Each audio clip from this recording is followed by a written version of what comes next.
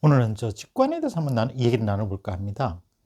직관이라는 것은 그 본능적으로 어떤 느끼는 어떤 그 의식이랄까 할까요? 시각이랄까 그런 측면인데, 우리가 어떤 문제를 아주 심각하게 많이 생각했을 때, 그에 따라서 어떤 스스로 어떤 느낌은 굉장히 중요하다고 생각되었습니다. 따라서 그 느낌에 따라서 이렇게 행동하는 것이 중요하기 때문에, 어, 그 스스로를 믿는 그런 자세도 상당히 필요하다고 생각합니다. 그래서 저희가 평소에 굉장히 고민해왔던 부분, 그런 부분은 이상하게 그 어느 누구보다 자기 자신이 제일 잘 아는 것이죠.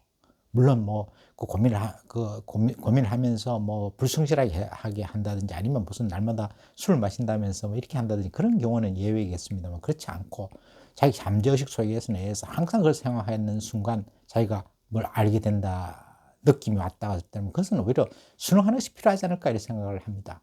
어차피 스스로를 믿는 수밖에 없다는 생각을 하게 되고요. 또 어떤 그 무의식적인 어떤 의식 활동을 통해서, 또 어떤 인간의 기본적인 어떤 생존 본능에 기초해서 어떤 본능적인 어떤 그 느낌은 우리가 신뢰할 수밖에 없지 않느냐 생각합니다. 어차피 미래는 불확실성이 있고 정확히 알 수 없는 것이라면, 자기가 진실로 그것을 그동안 고민해왔고 연구했고 나름대로 노력을 했으면, 의식적으로도 그렇고 그것이 잠재의식 속에 남아있는 상태에서 자기가 어떤 자기 스스로가 가르쳐주는 그 말에 좀 따를 필요가 있지 않느냐 이런 생각을 해봅니다. 실제로 여러 가지 연구 결과에 의하면 농구 연습을 하루에 3시간씩 실제 슈팅 연습을 하는 거하고, 심리적으로 이렇게 그 장면을 그려서 이미지 트레이닝 하는 거하고 거의 상당한, 이미지 트레이닝도 상당한 어떤 효과가 있다고 얘기하는 것처럼, 그런 차원에서 우리가 이를 좀 접근할 필요가 있지 않나 이런 생각을 해봅니다.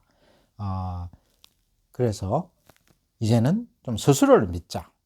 그리고 진실로 어떤 문제에 대해서 고민을 해보고, 그 과정에서 나타나는 몸에서 느끼는 어떤 그 저변의 어떤 무의식에서 느끼는 그것을 충실할 필요가 있다고 생각합니다.